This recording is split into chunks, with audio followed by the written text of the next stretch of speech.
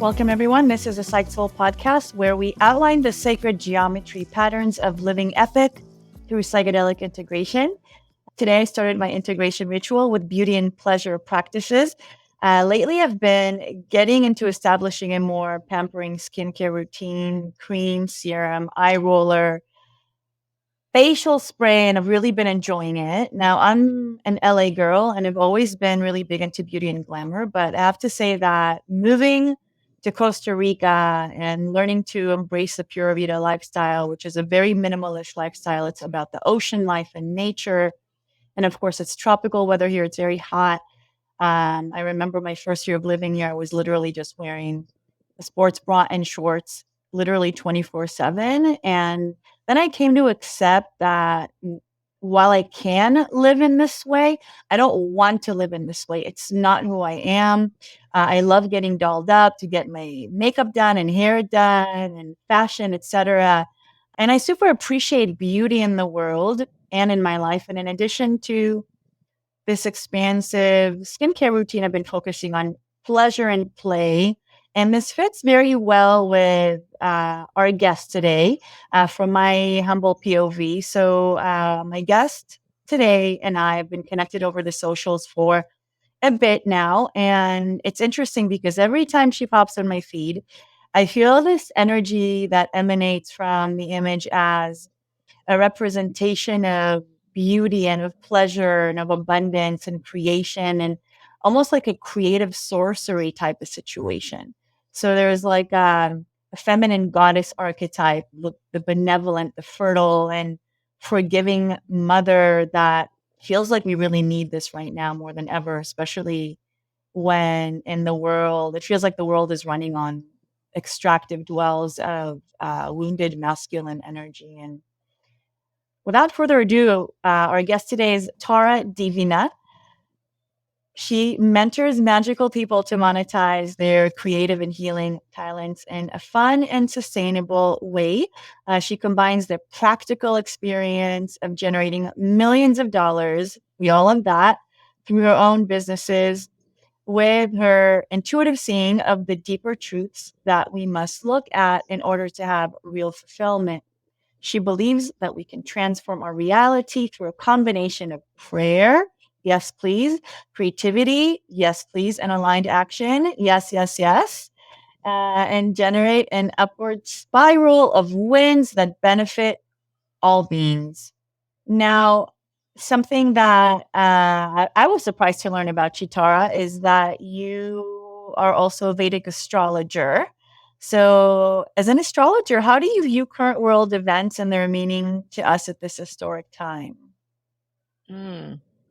Well, it's interesting that you asked this question since today that we're having this conversation. It's in between the two eclipses of this season. And, the first one went across the USA like this, and this one's going to go across the USA like that. And it's fairly uncommon to have a visible solar eclipse over top of the country. Um, so it's really interesting. Oftentimes in a situation like this, it's representative of the beginning and completion of a cycle. So over the last 7 years, we've had a lot of change. A lot has unfolded. It's been a really big journey with everything that has occurred. Really life changing, life altering events that have taken place. And I think that this coming eclipse is going to really bring to light and show us the meaning of all that and kind of the trajectory that we're on with various aspects of our lives. So just from a meta point of view, I think like regardless of what you're looking at, what aspect of life, and in Vedic astrology, we're always examining it from the perspective of what is the specific thing we're actually talking about. And in general, I think we're going to see just a lot of completion, a lot of moving on, a lot of evolving past the energies that we've been experiencing over these last 7 years. Yeah, thank you for that. And in addition to being an astrologer, you are a mentor to magical people in a seven-figure business. You're a healing musician, a clothing designer. So very much the creative type. And how did you get started on this creative path?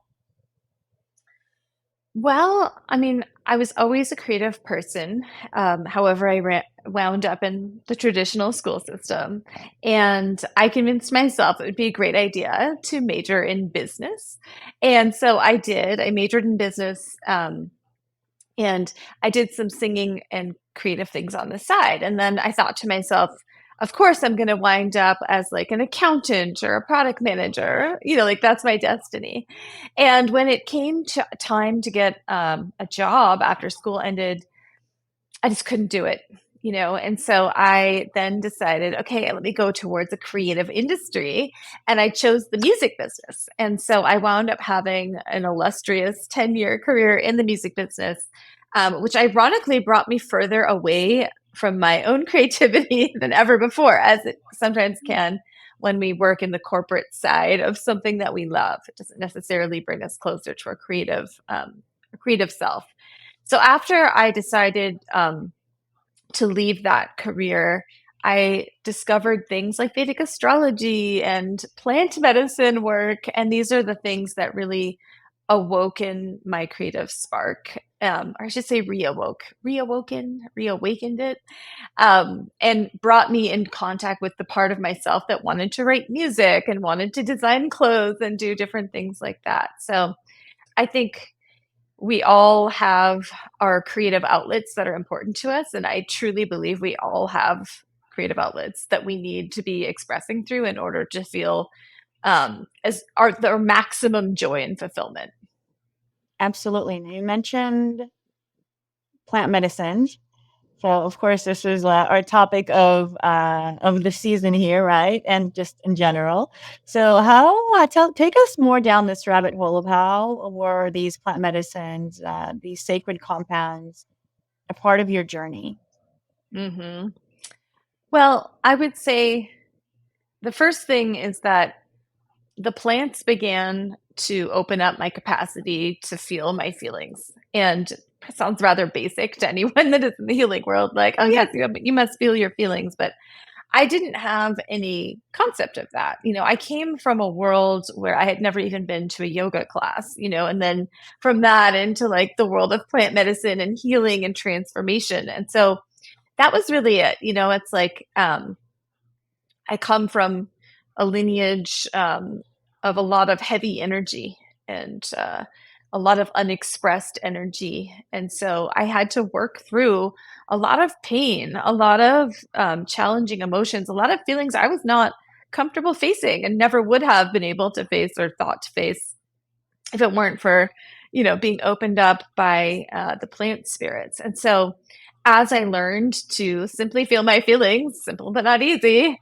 um, song began to come through me once again. Like I literally opened my mouth to sing once, and a brand new instrument came out after singing my whole life. It was like one day I had a new singing voice, and I truly believe it was simply hiding underneath a bunch of unexpressed emotion. And from then on, I began songwriting again, which I had given up for many years. And things started to come through me, and I truly believe it was just a matter of clearing the pipes and clearing the channels. So, this was really neat what you just described, how basically like a new instrument was embodied through you. So, what was that like, the journey of embodying this new, old, new creative force that was within you? Yeah, great question. So at the beginning, I would only have access to that instrument when I was actually in a ceremony or experiencing medicine. And little by little, my everyday voice, singing voice, began to connect with my singing voice that would open up in these heightened states of consciousness. And so until one day, there was no difference, and it just was a long journey. It's probably 5, 10 years until the two met. But that was the journey. That was just it. I would continue to be open to and experience my creative channel on medicine. And then I would continue to experience and open to it off medicine until I had integrated it fully and was able to embody it in my daily life. So, what you're really talking about is an integration practice. What are some of the rituals that supported you in embodying this instrument? Simply singing, like sitting down to write songs, learning other people's songs, just allowing the inspiration to flow through me. There were periods of time where I was inspired to paint, like to sort of like allowing myself to be creative without necessarily having a grand vision for it or a destination or a purpose. Like I never knew at that time that I would record albums or that I would be designing clothes. I was just doing it for the pure love of it. What you're describing and learning how to embody this new instrument is what we call integration, right? It's like taking the insights from the medicine ceremony and then living it in the daily life and making that a part of your lifestyle. So, what practices, maybe a ritual that you've created for yourself, did you utilize to add that to your human embodiment? Mm. Yeah, for me, it was really just following the sparks of inspiration, like singing on the regular and practicing that, learning other people's songs, allowing myself to compose songs without really having any particular idea of where that would take me. Sometimes I would even be inspired to paint, and I'm not a painter, but just Mm. just allowing myself to just channel the energy wherever it wanted to go. Yes, and channeling the energy. So, why is this so important? This being creativity and art. Mm. Why is this so important for individuals that are spiritually and psychedelically inclined? Well, I mean, I think it's important for everyone, but that people who are psychedelically and spiritually inclined are probably more open to it. Like if you're doing healing work, you're opening up your channels, you're allowing the energy to flow through you. And of course, unless we're allowing the energy to flow through us, we're not going to be creative. We're not going to have any creative flow. So I think it really makes a lot of sense if we're doing so much work to clear the channels and to feel our feelings and evolve, that then what are we going to do next? Like it makes sense that we would want to apply it somewhere to create beauty, to express ourselves, to transmit, to be of service. And I truly believe that there's nothing more deeply fulfilling than following our creative impulses. Absolutely. You present yourself as a mentor to magical creatives. So, as a creative sorceress that manipulates high levels of energy, what does your day to day look like? Can you walk us down a day in the life of you? It looks like allowing space essentially during the day. Like I have readjusted my schedule so that I don't really interface with my clients until afternoon, so that when I do have the creative impulse flowing through me, which for me tends to be in the morning, that's the most common time for me to feel it. And so I used to have my mornings packed with calls and coaching and everything else. And then I realized one day, like, oh, if I want to allow more of my magic and creativity to flow through, I need to leave this time open so that when that impulse does hit, I have time. If I'm like, I feel like making a necklace, or I feel like writing a song, or working with my producer on a recording, I can. And so that's a big part of my schedule, is leaving that space in that first half of the day and then being of service in the next half of the day. Because another thing that stokes creativity is engagement. It's like caring about things, being involved with things, engaging with people, exchanging energy with them. That's all part of the creative impulse and flow as well. As I've found, if you stick me on a mountain with no engagement with other people, my creative flow is going to feel very different, probably a lot more limited. Yeah, 100%. I'm like that as well. Like I'm a person that have learned that I just need the mornings to myself.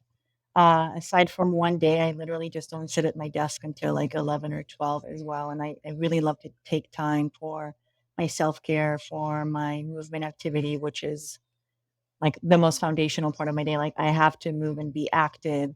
I have to like sit down and have my coffee with my breakfast. I need to like take time to get dressed. I want time for like self pleasure. There are things that without like doing them first, I'm just not starting my day. And I think learning to take that time to reclaim that time um, as an act, right? is as an intentional act of I am not allowing anything else to enter my field until I've filled my own cup, until I've nourished myself in this way, until I've provided to myself what I feel is necessary for me, and of course, like leaving space for creativity for you. I feel like just that like until you reach that moment of being able to reclaim that. At least for me, there was a lot of like negotiation, and that which has to do a lot with like self-worth and self-love. Can I do this? Scarcity mindset. No, I need to work. I'm wasting so much time on anything that's not making money. Da da da da. All these stories and limiting beliefs that again I found for me were like a huge part of my integration path. I just wanted to name that, and thank you for naming that aspect of like the morning spaciousness as such a huge part of living that creative visionary lifestyle. Yeah. So, what is your take on current healing culture, specifically in the psychedelic lens? That's a great question. I don't think anyone's ever asked me that, but I actually have a lot to share about that. So I'm very excited. Um, on the one hand, I think, healing via psychedelics is becoming more accessible, and that's amazing. And more people are having access to it, and that's amazing.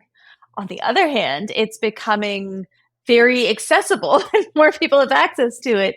And a lot of people I think are doing a lot of it instead of doing a lot of integration, which I just imagine you probably agree with that. So given that you're on that integration, I think there's a lot of like, I'm going to an ayahuasca ceremony on Saturday and then a ketamine party on Sunday type of thing going on out in the world. And look, no judgment, but I do think that when we intermingle medicines and don't give space for things to breathe and integrate and don't treat every experience like the big life-changing transformative experience that it really is, that we really miss out on the healing potential of it all, and that in fact it can actually make us worse off. It can make us feel dysregulated. It can kick us off our center. It can throw off our neurochemistry. And I do think that the pendulum has swung rather far in the other direction. It's like, okay, before no one had access and no one was doing this really important work. And now everyone has access and they're doing a lot of this work. And I think the pendulum will need to come back to the center where it's like, okay, well, what's really good for us in our individual healing path? And then also what's really good for the sustainability of the plants? Like what can we actually sustain, in terms of regenerative growth of the supplies of the things that we have access to? How much should we all be doing this in order to achieve that, to have enough for everybody? So I think these are the big questions that are going to really come forward in the coming years as we all continue to explore this path. I think the word healing generally is, and this may seem completely countercultural, but oh well. I think the word healing is completely overrated. I think the word healing, honestly, is abusing us. I think the word healing, the way that it's become, the way it's positioned in society now, I think it's specifically meant as a form of, I think it specifically serves as a form of systemic oppression to keep us ill, to keep us sick, to keep us in perpetuation of doing the work, to keep us perpetuated in trauma cycles, to a point that the word healing, which is the most, when you break it down, it's the most beautiful word. It literally means to bring you back into wholeness. And it's actually making us more sick. And especially in the psychedelic world, where, so many people are approaching this modality because they're desperate to heal, because the conventional medical system has failed them. They are desperate to regain balance and wellness and live a happy and healthy life, which is everyone's birthright. And I feel like we're, even in the psychedelic community, we're literally shooting ourselves in the leg by continuously returning to this word and abusing this word. Because I really think that people are already, essentially, they are already whole. They are already perfect. And if we keep highlighting the fact that we need healing, it's going to keep us thinking or perpetuated in the thought that we are ill. So I have a lot of beef with that word personally. And luckily, I know other people in the industry that do as well. And I want to give a huge shout out to one of my favorite people in the world, Adam Aronovich, who started the organization Healing from Healing, which is a good buddy of mine. And again, I completely support that mission, as you can probably guess. And I was just happy to see that you're on the same boat, Tara. Oh yeah, one of my favorite teachers, the late George Bertelstein, used to say healing is actually the removal of fear. And so Mm. anything that's not that isn't actually healing. And so if we're fearful that we haven't healed enough, or we constantly on the treadmill of feeling like we have to do the next thing and we can't have what we want or be who we need to be until we heal, it's such a trap because it's actually creating more fear. And I think it also creates a bunch of self-absorption. Like we wind up so over focused on our healing that we're not really able to be of service because we think we're too broken. We think we can't do it. We think that we're not good enough, and like actually we're the best possible people with all of the experiences and healing and transformation that we've had. Like who better than us to make a difference in the world? And I also notice this a lot relationally, where people say, if I don't completely heal my attachment stuff, if I don't heal everything about me, I can't be in a healthy relationship. And, I used to have that point of view until I met someone where it's just not true. It's like, it turns out you can just love each other for who you are and where you are, and then be on your journeys of evolution together. And it doesn't mean that we can't have that great relationship. It doesn't mean we can't have that amazing career now, while we continue to evolve. And I think that the healing industry has done a lot of us a disservice by making us think that we're not ready. 100%. And again, I want to refocus that specifically and within the psychedelic community.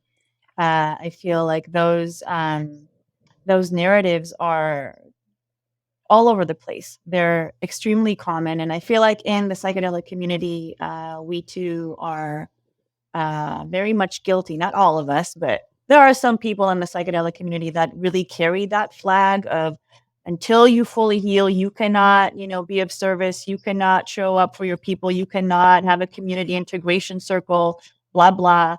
And I feel like, there's definitely huge remnants of like cancel culture and shaming and a lot of elements that really are the exact opposite of integration and the exact opposite of psychedelic values of like unity, and let's return to supporting one another. Let's help everyone understand what their gifts are. Let's live harmoniously and see how each person can contribute and find a meaningful path of service and feeling important within their community, no matter where they are on their path. It's really within this inclusion, this communal inclusion, that we feel whole, that we feel ourselves, that we can be authentic and we can be free to be who we are. And then that's really, you want to feel the most healed. You really feel, a lot of people feel that when they feel free to be who they are, when they can just, be themselves without being afraid of being reprimanded or, again, being shamed or canceled for being a human being. Um, yeah, Yeah, it's so true. And I think the key isn't being healed, it's being aware of our humanity and aware of the places where we're imperfect humany humans. And that's what actually makes us a safe person. raise your hand if psychedelic medicines have changed your life. Raise both hands if you are a cisgender female that wants to serve in the psychedelic renaissance as an integration coach, a healer, or a psychedelic therapist, but has no idea where and how to begin. Soul Sister, welcome home to the Psyched Souls Integration Coaching Certification Program for Visionary Women. Our best-selling 6-month professional training and personal development program where you get to dive deep into your own integration practice way beyond meditation and journaling while getting certified as a high-caliber psychedelic integration coach and guide. In our iconic program, you do your work through an experiential, creativity-centered, and system-rebelling transformational vortex that is grounded in proven methods and expert-level technologies, preparing you to take root as a psychedelic leader in your community.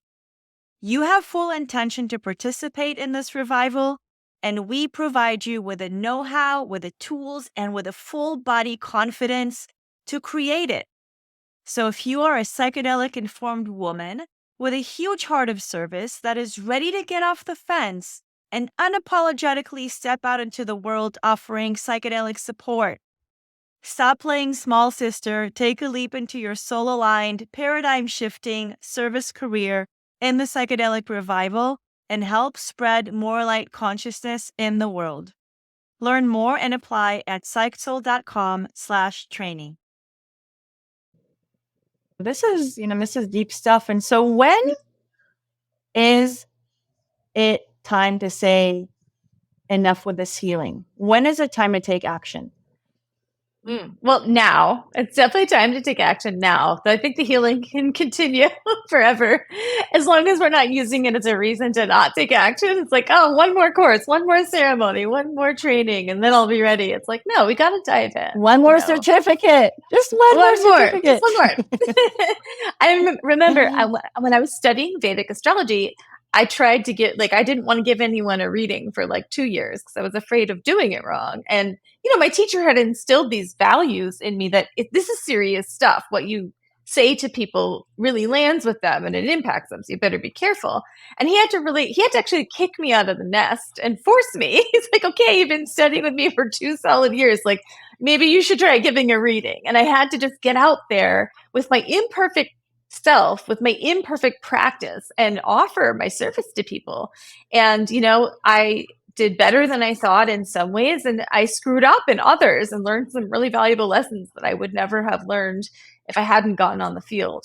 And I think that's it. We just have to be willing to get on the field and learn through our experiences and humble ourselves before the altar of reality, in order to make any progress. And if all we're doing is healing, then what was the point? Because a friend of mine used to say, what's going to happen? On our tombstone, it'll say I was healed. I found truth. Oh my who God. cares? Oh, that's so good. And this idea of just learning through action. I feel like this correlates so much with what I can, the way that I view psychedelic integration, right? So in this show, we're really attempting to unpack the nuances of living a psychedelic positive lifestyle, which, I think for a lot of people, especially in the earlier years of the psychedelic journey, we do hold on very tightly to this modality. We hold on very tightly to being in ceremony. We hold on very tightly to 5-hour meditation, journaling, yoga, breath work, 20 practices, integration ritual to say that we've done our work, therapists, trainings, I don't know what. And then we come to a point where we really almost isolate ourselves from our community for the name of doing our work, when we forget that actually the work really gets put to action, gets tested, quote unquote tested out there with the people, right? When we return to the community, when we take all these ideas and really implement them back into society, because, and I think you've touched upon that a little earlier, of being self-absorbed in our own work. And again, Adam Aronovich from Healing, I believe he calls that hyper-individualism, which is so true, which is, again, it's there's no when there is no return to the ecosystem, we're literally falling back into that trap of division, of disconnection, of feeling alone in the world. Which again, these are all the opposite of the universal psychedelic values of interconnection, interbeing, and being in community, being part of the Sangha, and taking refuge in the Sangha. So yeah, I think taking all these psychedelic spiritual insights, whatever healing insights that you have gained, You really want to practice integration, practice, going to a meetup with your friends, practice helping a neighbor with the yard work, practice picking up even your child from school and smiling at all the other children, right? Small things like that really make a difference in our lives. It's just being kind, Yeah, including which, being kind to ourselves, like practice being yeah, kind to ourselves when we don't smile, like when we do screw yeah, up, when we don't go do the yard work, like actually taking the boot off our own neck in all situations and being patient with our process as well. But kind of like both and like having the big prayer to be better, the big prayer to be more kind, and also simultaneously applying that to ourselves, and self kindness too. Because I think that is such a big part of it. It's like if healing leads us to be hard on ourselves, it's probably not healing either. exactly. And I love how you use prayer. And literally like, I've been obsessed with prayer in the last few months, and studying it as what I believe it to be, for at least from what I've learned from my mentors. And this is why I was so excited to also read this in your bio. And I would love to get your take on this. But I've been obsessed with prayer as one of the oldest, most ancient forms of spiritual technologies, which I know they're prayer and gratitude. So, what's your take on prayer? Tell us more about your Yeah. relationship with this form, Well, art form. it's such a great question. So I used to be allergic to prayer. I was like, what even is this? I'm not religious. No, it's not for me. But then, I would be having these experiences of contacting the infinite and having my molecules rearranged and new things happening, miraculous things unfolding in my life, miraculously within me and also outside of me. And as I began to study with teachers who valued prayer as the center of the altar, people like George and Georgia Bertelstein, um, of medicine path, I definitely learned how to pray. I learned that praying is just about expressing what I'm grateful for, what I'm struggling with, and asking for help, and that I can do that anytime. And that when I do that, it like breaks me out of my robotic kind of human um, daily flow, and it connects me with something greater than myself. It connects me with the cosmos, with the universe, with the infinite, where anything is possible. You know, and as someone who studies karma through the lens of Vedic astrology, prayer was also a challenging one for me to wrap my head around because I, through this philosophy, was noticing that there seems to be a lot of stuff in life that's predetermined that we don't actually have control over. So then I was kind of holding the two, like, okay, well, we've got this prayer and manifestation on one hand, and then we've got this karma, this fixed destiny on the other, and like, how did the two go together? So this was my inquiry for many years. And I finally realized it's like, okay, we have our karma, we have our patterns, we have the grooves, the ancestral history, the DNA, the cultural currents, etc. And that all affects us, and that's real. And the only way to impact that, the only way to influence that is prayer. Like prayer is the only way to get out of that current or to make a difference or to adjust our karma or shift things. I mean, maybe not the only way, but it is a way. And and it is the realm of creating miracles. So, what about prayer? How is prayer different than manifestation? Well, I don't think it is different, but I think that most of us perceive manifestation as like a genie in a bottle of like, I would like $1 billion. I'm going to manifest it. Whereas I believe, or what I don't believe this. From my own experience, prayer is a two-way street. So I have a prayer, and that prayer is praying me as well. And so when I tune in, I'm not actually going to have a prayer genuinely for anything that's not really praying me. If I really tune into what's in alignment, I'm only going to pray for the things that are meant for me. And therefore, like they already exist. They already happened in some dimension, right? Like time isn't linear, it's not real. So whatever we're praying for already, like it already is done. Like when it shows up in our imaginary human timeline, nobody knows, right? But it will show up if we feel that connection between what's praying us and what we're praying, we're actually just leaning into what's true. And so it's different than manifestation in that, okay, we're not like creating things just out of thin air. It's like some higher power, some higher force is meeting us. There's some higher alignment in this grand matrix we existed is saying like this way over here. This is for you. So I love how you said that I'm praying for what is praying for me, which I feel is so rich and so key, and has a lot of tentacles that that relate to psychedelic integration. Again, like understanding who you are, understanding your self-worth, knowing exactly what you want, which is not necessarily easy. I mean, it can take years for some of us to be able to get to both, to any of these, right? But what can you teach our listeners a praying technique that you love? Yeah. Again, this is the one I learned from Medicine Path. Really helpful. It's just, what are you grateful for? What are you grateful for? To tune into that frequency of gratitude, of the things that might be working right now. What are you struggling with? What is not working? What feels out of alignment? What's got your attention right now that you're struggling with? And then ask for help. Please help me. Help. I need help. And that formula is gold. It's just like we can enact that every day, anytime, anywhere.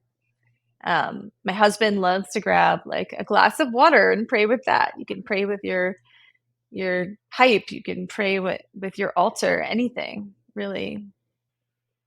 I love that. Thank you. Thank you for that method. And I also would like to contribute, since again, I love prayer so much and I've been waiting for an opportunity like this to discuss prayer on the podcast. So I'm jumping in there with you. I want to offer a method that I've learned, which I have to say is more, I feel like it comes more from like the religious world, at least from like the terminology that it uses. But I'm going to invite the listeners to just, not attach any religious dogma onto this method and just like connect with the intention of this method.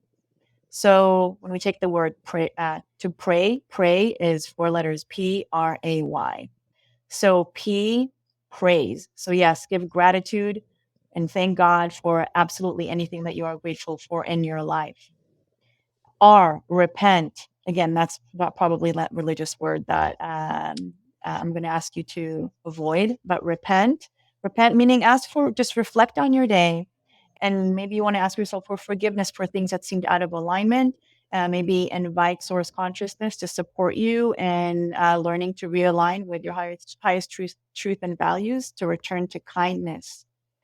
A, ask. So this is where you ask for what you desire, anything and everything that you feel is in alignment for you and you want support in receiving. And Y, yield. Then you just say thank you and give it up to the universe and know that your prayers have been heard. So PRAY, the pray method. I love that. It's like very similar, but with a really awesome acronym, and also the yield part, which is so important as well. Yes. And you did mention something about alignment with that which is praying for you. Please take us down that rabbit hole. I love that. Yeah, like one day I was in ceremony and I noticed that I had some, but not complete control over what I was seeing and experiencing. And I all of a sudden realized like, oh, like this is a co-creation. Like I'm not in charge. I don't create or dictate what's happening, but I'm also not in charge. Like I'm able to contribute. I'm able to co-design this experience, this moment, and then I realized that's really what is happening all the time. It's like we're co-creating our lives. And so prayer obviously isn't just coming from us.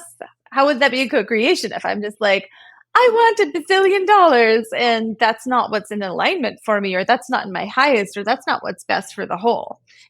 So what's going to happen is I'm going to notice that prayers are coming not just from me, but from me and the universe together. Like the prayer that I even think to pray, what comes out of my mouth in a sacred moment could even surprise me. I could say something I didn't even know that I was praying for. If I'm really too tuned in, something new might come out of my mouth, and I'll be like, wow, I didn't even know that was my prayer, but it feels really true. And sure enough, that's the thing that's going to unfold.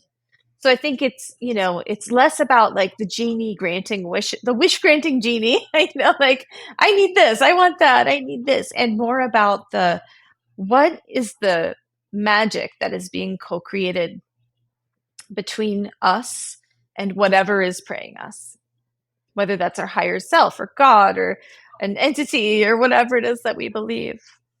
Thank you. Beautiful. So how do we know that we are in alignment? I feel like the word alignment is a word that just like is thrown around so much in the spiritual woo-woo community. And I use that word a bunch as well because it's important. And I would love to hear your take on it. How do we know that we are in alignment with life, with purpose, with our dharma? Because we feel alive, It's like if we're out of alignment, we're going to feel numb. We're going to feel dead inside. We're going to feel like a zombie. We're going to feel contracted, And when we're in alignment with what is for us, we're going to feel open, freer, maybe even at peace. We might feel really scared, you know. I remember when I was first learning about this concept, I had an opportunity to rent a house in a part of town I didn't know much about for an amount of money I had never spent on a house that required that I get roommates, and I had no idea who they would be. And I was working with a mentor at the time who was encouraging me to follow my yeses and nos, which is essentially like following the prayer, following the alignment. So I remember I just kept feeling like I was supposed to get that house, even though my mind was like, heck no, this is a complicated thing. I don't know if I like this or that. But it was like there was a correctness, like an opening, an expansion, of warmth when I thought about this house that my mind didn't want. And so I got the house, and the magic that unfolded in that house was unimaginable. It was so over the top, like things could have never ever predicted in a million years when I took that house. And it was like it was the first time I really let the prayer pray me, like I listened to the whispers, I listened to the opening, to that alignment. I knew that I had a prayer for a house. I knew that I had a prayer for community. This is actually something that wound up bringing the medicine into my life and in radically significant ways. So it was the gateway to all the good things that unfolded from there. And so I think whenever we hear those whispers, this is the right way for you, the right way for on your path. When we listen to those, when we follow the I'm scared expansion direction, it's like that is where things get magical. Amazing. So how can our listeners do that? How can they step onto a path of alignment? Well, and magic. Yes. My favorite way to look at this is to use food as an example. So, can I use you as the demo? Absolutely. Okay. So, are you hungry right now? By any chance? Always. It's lunchtime. I'm one of those people that are always hungry. Perfect. Okay. What's your favorite food that you could eat right now? Pizza. Is there any part of you that doesn't want pizza right now? If I was like to offer you a piece. Yes, there's a part of me that desires a beautiful kale salad as well. Okay, great. So I have for you a platter with your very favorite pizza and your very favorite kale salad. Would you like to eat this? I would love to. Okay, great. Where in your body do you feel that love the strongest? Right now, I'm feeling that love the strongest here in my upper chest. And yes, and rolling down in my tummy. Yeah. Is it a warm or a cold sensation? Warm and stoked. Like I'm just waiting. Awake and like. Okay. I love it. Is it open or closed? Open. Open. Okay. So this is what your yes feels like. And it's like your yes to pizza Mm. and kale salad is no different than your yes to quitting your job or getting into that relationship. Mm. It's just less complicated, as long as you have a Mm. simple relationship with food. It is not complicated. And so I recommend practicing that. And then let me just show you what your no feels like. So what is your least favorite food? I'm already burping just like hearing you say that. Yeah, super greasy stuff, Great. like extra greasy stuff. I don't like. I I have a bowl of deep fried worms. Would you like it? No. Okay. Oh no! Yes. Okay. Look at that. You're grabbing that spot that said yes before. It's I'm like this a contracting. literal I'm closing down. contraction. Okay, I'm not gonna get You away with don't, the process. and that's your no. So it's like it's super simple, right? Where it gets complicated is like I'm in a trauma bond with someone and I feel like I'm drawn towards them, even though like every part of me is constantly contracted and knows that I should get out of it. It gets complicated. But that's why I recommend practicing your yes and your no with things that are low stakes. Should I take the freeway or the side road? Should I have soup or a salad? Things that aren't emotional initially. And then it's like, well, should I move into this house or that house? Like starting to ramp things up. And then eventually we build trust with ourselves that we understand what's in our highest alignment. Mm. And then we will listen when it's like, no, not that relationship. No, not that career. No, not that client. Yes to that crazy idea that I thought I couldn't do. Yeah, exactly. So basically, when there are spiritual gurus who tell you, "Do you feel a fuck yes?" or "Do you feel a full body yes?" Like, what does that mean? Well, this is exactly what it means. So this is when you can just take yourself down that process and find that. And I'll say that the more complicated the decision, the quieter the yes and the no. It may show up as a little whisper, like, you might want to consider this direction, instead of like, over here, you're completely open and fireworks are going off. It might actually just be a teeny tiny sense of that it's supposed to be this way versus that way. And that's why practice is so helpful. That is so true. And the moment that you said that, I feel like really like the reason it can be so muffled and like whispering almost because usually like fear is just like completely overpowering the voice, right? It's just buried under tons of fear when it's like big life decisions, and of course that's very natural. And I think just to kind of wrap that up, I feel like the way psychedelics can be so helpful is because there can be so much fear that's associated with sitting in ceremonies and you never know you never know where that cup's going to take you, right? As we get better about taking the fear along with us on the ride and not letting it muffle our voice so we can continue Yes. being that instrument and tuning into our dharma and our truths and a thriving creative life no matter what. So yeah, thank you so much for taking us down this process, Tara. We always end with a rapid fire round of 5 epic facts. Are you ready? All right. Okay, let's do it. So, from your gut, what's your favorite psychedelic? Ayahuasca. Favorite thing to do after a ceremony? Hot springs. What's one big lesson psychedelics have taught you? To feel my feelings all the way through. Who is one person, dead or living, that you would sit in ceremony with? I can't name this person. Let me say George and Georgia Bertelstein because it was a tie and I can name them. Awesome. And what's your secret to living epic? Following my truth. Thank you for that. And thank you so much for being on our show. Tell us about your offering. You have some online courses, right to sell your magic, comeback queen. So you have a special gift for our audience. Can you tell us more about that? Yes.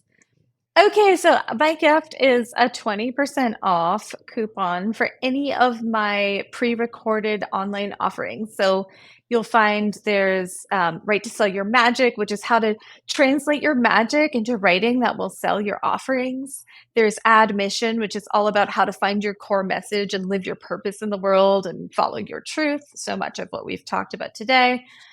There's Comeback Queen, which is all about getting back on your throne after life has kind of kicked you off, and getting back into your purpose, which I know a lot of us could use. And then there's a few more things in there. So I believe the link's right here. So take a look and you can use that coupon code. And I look forward to connecting with you more. Okay, well, Tara, thank you so much for being on our show today and sharing your wisdom and your creative sorcery magic. It's been a pleasure. Such a pleasure to be here with you. What an enlivening and fun conversation. Thank you so much. And thanks again to our podcast song, All My Life is a Ceremony. Mose, we love you. Thanks everyone for listening. And remember, it's not the psychedelic, it's the integration.